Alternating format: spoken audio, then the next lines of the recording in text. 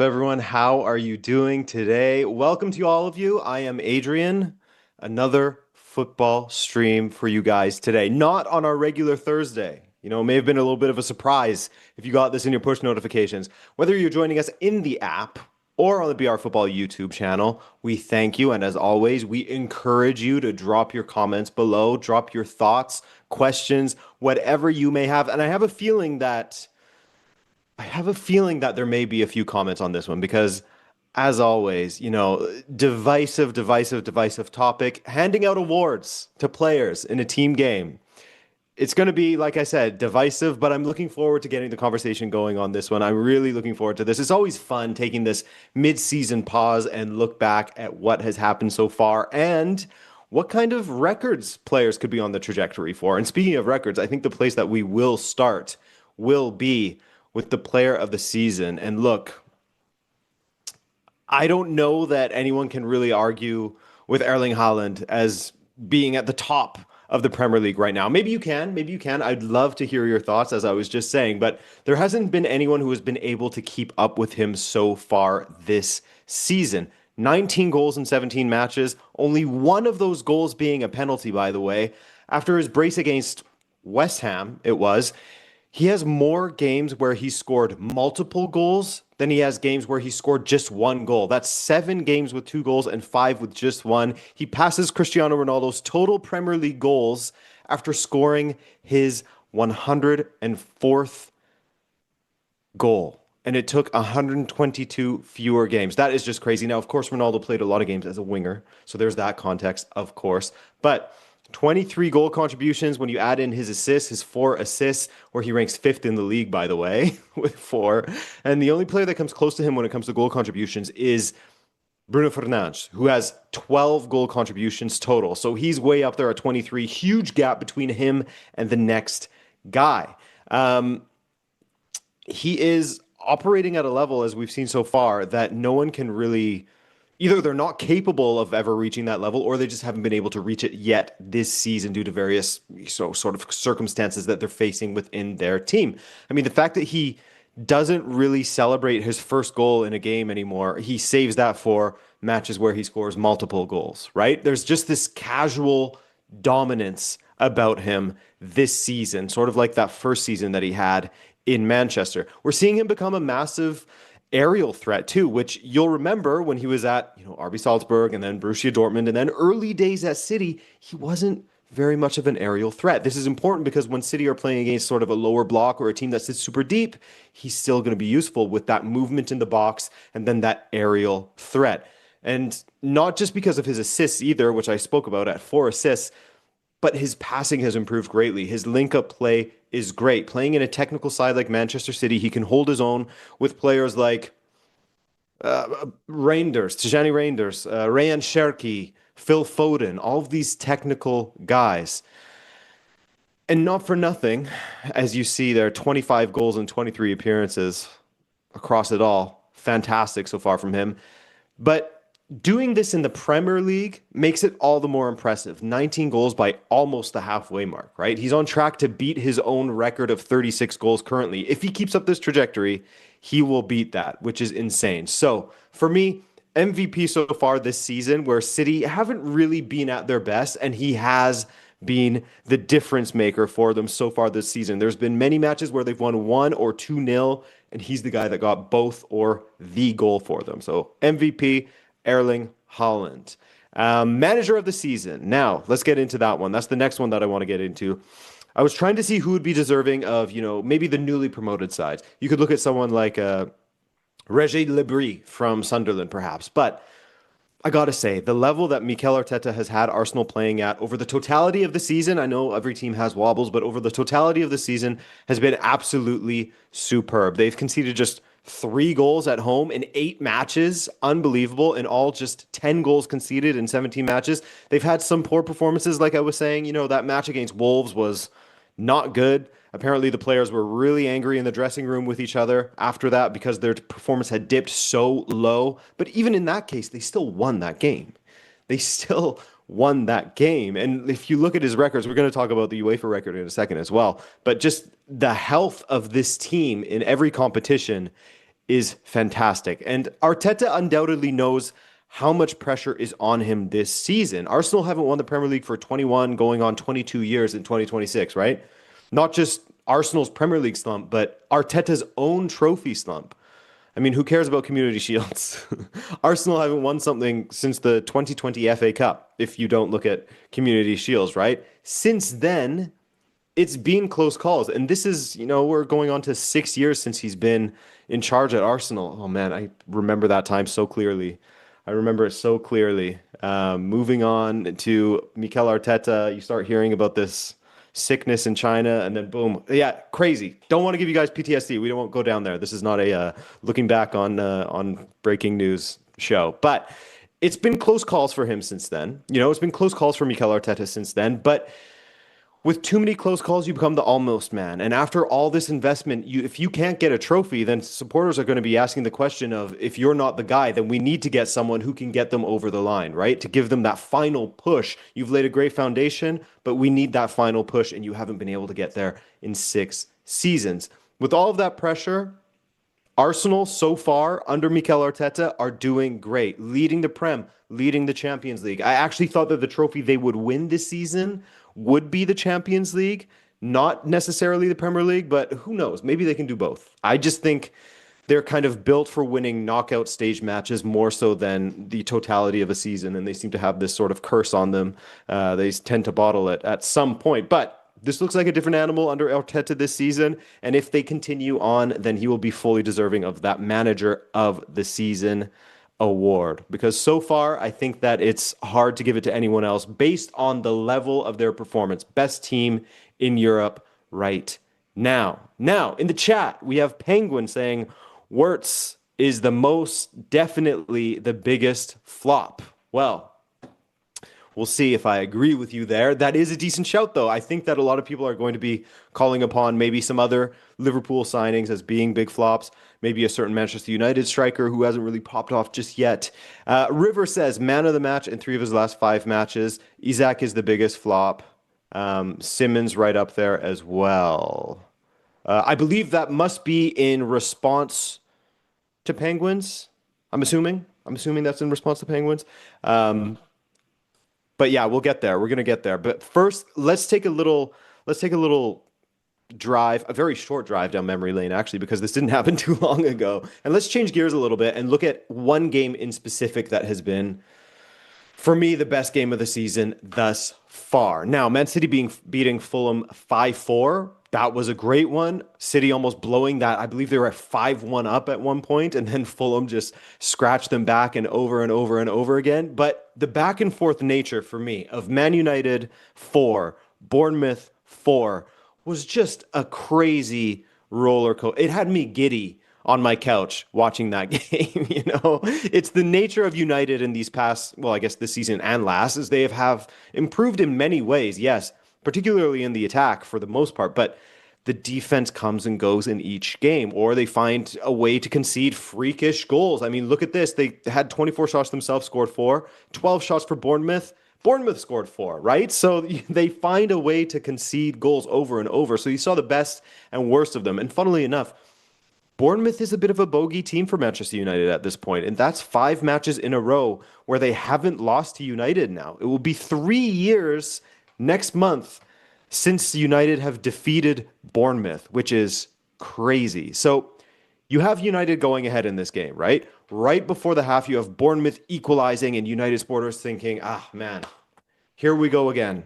Here we go again. We're going to blow it. Only for them to then go ahead before that halftime whistle through Casemiro. Vibes are up. Amorim's army, being chanted in the stands. Only to then concede 1 minute into the second half. The most Manchester United in the last few years type of thing to do. They draw level. 6 minutes later, Bournemouth go ahead 3-2 against Manchester United in Old Trafford. But sick free kick from Bruno. He levels it 3-3. If it ended there, what a match, right? Cunha puts Manchester United ahead 4-3. Then, of course, this is Manchester United. They just cannot be normal in this moment. Absolute madness. They draw level, Bournemouth that is, in the 84th minute through Krupi. Just absolute madness. 5 goals in the second half, 8 total. One of those matches that you just could not take your eyes off of, man. You just knew goals would continue to leak between these two sides because Bournemouth isn't as good as they were perhaps last season. United, I mean, it's United. Anything can happen with them involved. So far, match of the season for me. Unbelievable. Now, Eduardo in the chat says Unai manager of the year. Unai has done fairly well as well. He has really turned things around. Just remember how poorly Aston Villa started this season and the way that they have just taken an absolute charge at Arsenal in the standings to get themselves right up there in the Premier League race now. I'm really interested in seeing if they can hold on, if they can continue to stay within this title race.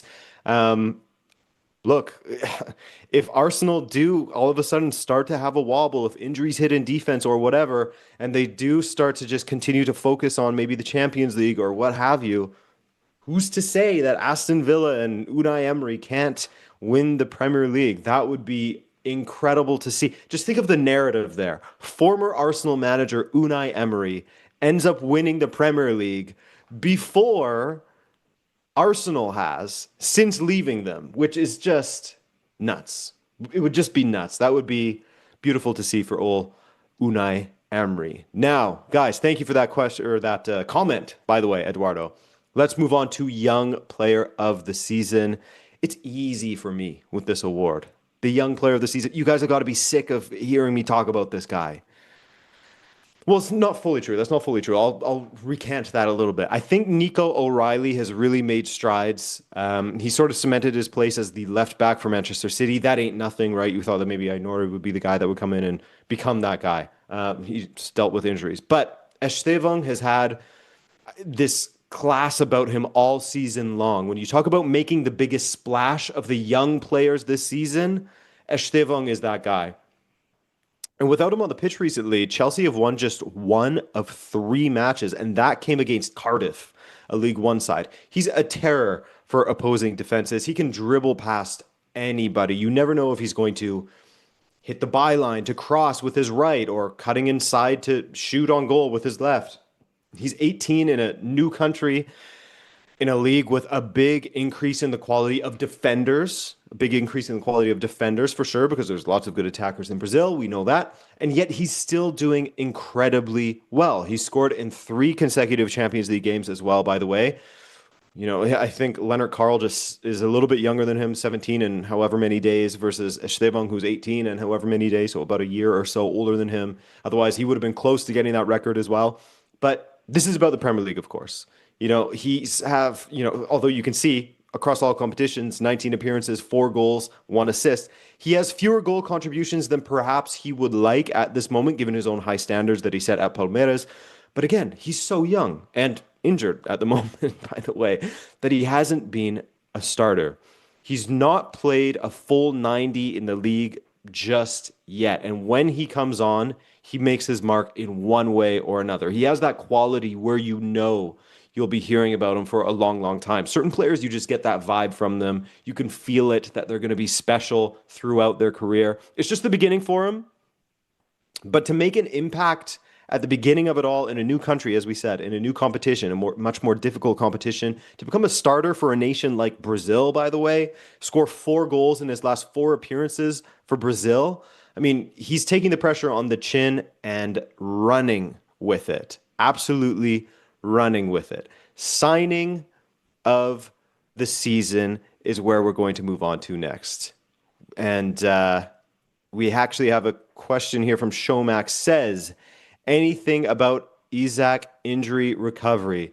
So we will get to speaking about him in a moment here. But from what we have heard so far is that his leg fracture will require surgery and that he will be out for months. It hasn't said it's a season-ending injury or anything like that, just that he'll be out for a few months to have surgery on his leg fracture, on his fibula, I believe it was.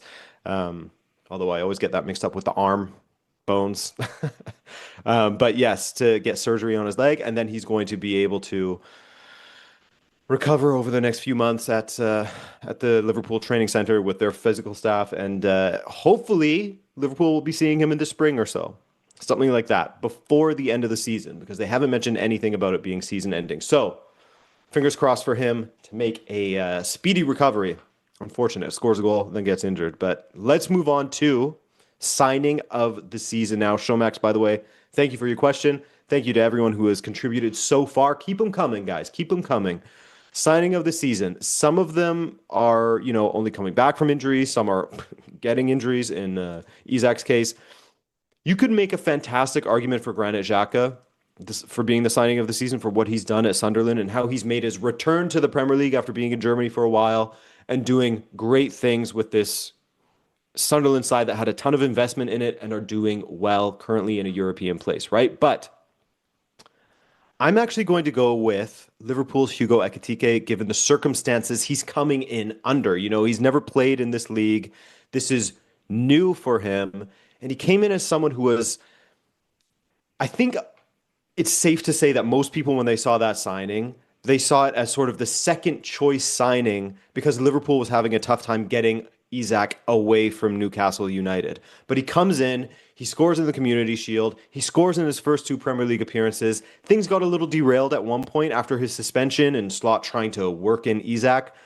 But he's found his form again, and he's looked very, very dangerous throughout his time with Liverpool. He's absolutely been their most dangerous attacker. It is safe to say that, which I don't think many Liverpool supporters would have thought, given all the signings that they made. This is a team that has Gakpo, Salah, Isak, Wirtz. I think that most people expected Wirtz to be that most dangerous attacker for Liverpool, given how he played at Leverkusen the last couple of seasons, how dangerous he was both as a goal threat and at setting his teammates up. And yet the most dangerous of all has been Hugo Ekitike, twice as many goals as Gakpo and Mohamed Salah. The 23-year-old was sort of a question mark signing, seen as a potential signing, even though he was very expensive. Isak was seen as a sure thing. But Ekitike, of all the newcomers and new signings in the league, has played best and has had the biggest impact, doing well in a season when Liverpool have genuinely struggled. Now, I see Lunar saying Cherki has to be the signing of the season, and I really thought about going with Cherki, but then I looked at how long he was out injured. I think that he's the most talented. When we look at raw talent, I think that Ryan Cherki will go on to be insane. But as far as how things have gone so far this season, I have to give it to Hugo Ekitike, just based on sort of the circumstances he's been playing under, where Liverpool are struggling, and yet he is still scoring goals and is leading that team as far as goals go. And then I was looking at other signings. No one's made as big of a splash, in my opinion. Although, Cherki, you throw that Rabona assist in there. Come on, man.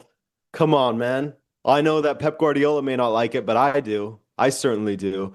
Ken says, honorable mention to Zubamendi for me has brought back so much stability to Arsenal's back line and is always, always available. Yeah, I mean, availability, you're going to hear me say this a few times. Availability is the best ability at some point. And, when you look at Arsenal and what sort of happened in their midfield recently, Partey leaving, Zubamendi comes in, and they do have that control in the midfield. You don't really need to worry about it. And he frees Declan Rice to go forward and be that threat going forward, which is something that, people didn't always think of when they thought of Declan Rice previously. But in the last couple of seasons, he has shown just how useful he is making those runs through that sort of inside left channel. And part of the ability to be able to do so is the fact that you have Zubamendi sort of locking things down in the midfield. So fantastic, fantastic signing.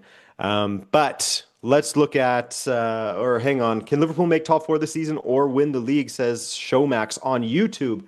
Showmax, look, I don't know. I think that's going to be a tall order. I don't know that they can finish above Arsenal. That would take a huge fumble from Arsenal. I believe they're 10, 13 points ahead of Liverpool at this point. But yeah, make top four. Absolutely. I think that they could. I think that they could still make top four. They already showed, some signs of improvement. They did sort of make a mess of that game in the second half against Tottenham, where they should have just been far and away past them. But, performances are going to dip. They're not the finished article yet. They will continue to improve and improve and improve. Now, let's get to it. The other side of the coin, the worst signing of the season. And this one doesn't feel good in light of his recent injury. But I don't think you can call the signing of Isak so far as anything but a disaster for both Isak and Liverpool at all levels. You know, he looked like a complete shadow of himself at Liverpool, looking lost on the pitch at times. He was struggling to combine with his teammates. That's forgivable, of course. It's a guy that's sort of getting used to new surroundings in a team that wasn't doing as well. His finishing looked nothing like the player he was at Newcastle. He wasn't beating players on the dribble like he used to. Maybe that injury that he arrived with played into that. Maybe. But 2 goals in 11 starts isn't up to snuff. He has 3 goals in total, I believe, across all competitions. 2 in the Premier League, 1 assist. Again, it feels bad saying it because he just suffered this injury, but like I said, the best ability is availability. He arrived injured. He got another injury and another one after that now with this leg break. It's not his fault he got injured, of course, but at the same time, I don't know how you can say that it's been a good signing at 125 million, maybe 125 or 130 million if that 5 million in objectives is ever reached. Pounds, the Premier League's most expensive player, the third most expensive player in the history of this sport. I don't think you can say that it's been anything other than a disaster. It's been a cursed signing, basically. It's been disastrous for Liverpool. I'm almost certain that he will be a good signing eventually just because of the quality he has. But as of now, with the limited production and a lengthy injury, it's hard to call it anything but a disaster. I keep saying that, but it's been terrible for Isak. It's been terrible for Liverpool. Besides Newcastle, of course, Newcastle have profited greatly off of it. I mean, you could point to like a Benjamin Sesko at Manchester United as not being a good signing. I agree with that. So far, at least. You could point to Florian Wirtz, who started terribly at Liverpool. He is showing signs of improvement at Liverpool, however. He's not popping off with goal contributions, that is for sure. But neither of those guys carry the Premier League record on their name or the third most expensive player of all time on their name. And so when you factor that in, I am sorry, Isak, but hopefully things turn around in a big, big way for you as soon as you recover, which hopefully won't be in too long. So that's that one for me. I felt bad with that one, but I can't look anywhere else. I can't look anywhere else. I simply cannot. Now, let's get to disappointing team. The most disappointing team of the season for me is, look, just imagine being a Tottenham Hotspur supporter right now. Horrible Premier League season last season under Ange Postecoglou. But you win the Europa League under Ange Postecoglou, remember? Okay, you finally break that trophyless streak and get confirmation that your squad can win something. You don't have too many losses in the summer besides Heung-min Son. That's a big one, of course. Massive loss when it comes to sort of the dressing room. And, of course, he was still contributing on the pitch as well. But it was a good opportunity for him to leave on a high, and so he did that. You signed Mohamed Kudus, a Premier League proven baller, right? You signed Xavi Simons, club record signing and highly sought after baller. You get Randall Colomwani on loan. You get João Palhinha on loan to sort of patch up the midfield. Tie it all together. One of the most celebrated football stat heads, beloved managers, the hipster pick in Thomas Frank, a guy who did fantastic things with limited means at Brentford. I'll give him that. And what has been the outcome here? A decent start, but as you can see, some rotten results and a familiar place in the table, man. 13th. Uh-oh. That wasn't supposed to be how this goes, especially after that start where everyone was saying, look at how great this team looks under Thomas Frank, a guy who was changing systems in the first couple of matches and getting positive results. That was something that they saw as completely different from Ange Postecoglou, who was seen as stubborn, etc., etc. Now, to be fair, it's tight in the middle of the table, so they are in 13th, yes, but 6 points separates 12th from 4th. Got to put that out there to be fair. But the way in which they have been losing, I mean, 3-0 against Nottingham Forest, 2-1 at home against Fulham, smoked by Arsenal, 1 win in their last 8 matches in the Premier League. The next stretch of matches will be do or die for Thomas Frank, in my opinion. You have Palace, Brentford, Sunderland, Bournemouth, West Ham, Burnley, and then Man City. To be fair, they always beat Man City at home. They often beat Man City at home, which is where they will be playing them. But those are must-win games leading up to that Manchester City match for Thomas Frank and this Tottenham side because they're all teams that they should, in theory, be defeating. All respect to, the Palaces and the Forest, etc. And Sunderland, that's a difficult one, actually, based on how they're playing. But still, must-win matches. Very disappointing season so far for Tottenham. Now, you have Showmax asking on YouTube, can Arsenal really secure the title? I think they can. I think that Arteta has them playing, like I was saying, at such a high level right now. There's always that common saying of defense wins championships, and they have one of the best, if not the best, in Europe. I don't actually have that stat, but one of the best, if not the best defense in the entirety of Europe right now. Unbelievable in the Champions League, but also getting it done in the Premier League. Maybe they don't have as big of a lead as they would have hoped. I think that a lot of people, myself included, thought that Manchester City would have fallen off a bit more, but with a guy like Erling Haaland leading them, they're constantly finding ways to win matches, and Ryan Cherky starting to play better. Things are looking a little better in the attack and midfield there for Manchester City. So I think that's got to be annoying for Arsenal supporters who are sort of looking over their shoulders nervously and will continue to do so because who wants to be chased by Pep Guardiola's Manchester City? I think they can get it done. I think that they've fallen short so many times. Another sports cliche is you got to lose one to win one. Well, they've lost a few Premier League title races. They have to win one eventually. And this is the season to do it. They have so much investment in that squad. They're strong at the back. They're strong in the attack. They're very strong in the midfield. Of course they can do it. Of course. Now, Ken says having that shaky of a defense with Porro, Romero, and VDV shielded by Palhinha is inexcusable for Frank. Yeah, Palhinha is someone who was sort of getting a lot of criticism at first when he first joined Tottenham, but I think that he's proven himself in the last few couple of months, last few weeks type thing, where he's really, really shown his value, and he's looking like that sort of lock-up defense guy that he was when he was back with Fulham, right? Before moving to Bayern and that ultimately failing. And yeah, there aren't really many excuses for Thomas Frank at this point. Cuti Romero was, considered at one time one of the best center backs in the league. Van de Ven has been fantastic. Yeah, not many excuses. I totally agree with you, Ken. Now, wow, we were just talking about Arsenal. Let's move on to most improved player. And for me, taking a bit of a different route here. This may surprise you guys a little bit, but the way in which Jurrien Timber has been continuing to get better and better this season, he legit is putting himself in the best right back in Europe conversation. His Arsenal career started out tough, of course. You'll remember that a while ago he had that big injury. It was hard for him to get his form back right away, but now he's filling in at right back, and not just filling in, but becoming Arsenal's right back at this point. This is a position he played as a youngster. We're talking like U17s kind of thing, and then here and there for Ajax, right? At this point in his career, he has almost still, despite playing right back frequently for Arsenal, he still has almost twice as many center back appearances as he does right back appearances. And yet you would never, ever guess that with how he's been playing. There was a conversation at the beginning of the season, maybe around September or October, of whether he was the best right back in the world. I still think that's a little bit premature and disrespectful to Hakimi to say that, but he's right there. And just considering that alone, that he's in the conversation, is mind-blowing, right?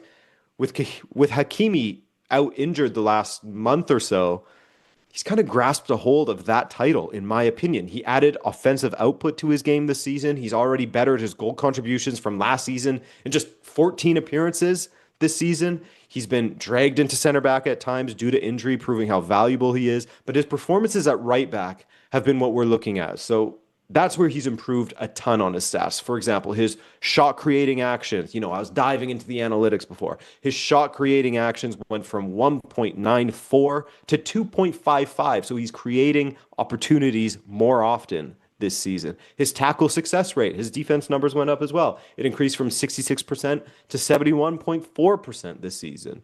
He was already a good player, yes, that has become not just a great player for Arsenal, in my opinion, but as mentioned, is in the conversation for the best right back in the world at this time. So, those are my mid-season awards. I'm sure that all of the players have been waiting with bated breath to see who I picked, all the players and teams and managers, I should say, who I picked to win the mid-season awards. Hopefully, it will fuel them to go on and lock it up at the end of the season. But guys, that will do it. That is another show on the books here in the Bleacher Report app or on YouTube, of course, wherever you were. We thank you for joining us. We appreciate you. We always appreciate the comments and the questions. And for me personally, thank you. This is my last show until the new year. So enjoy your break from me. But more importantly, have a great holiday season. Wishing you guys all the best, and we'll see you in the new year. Take care, guys.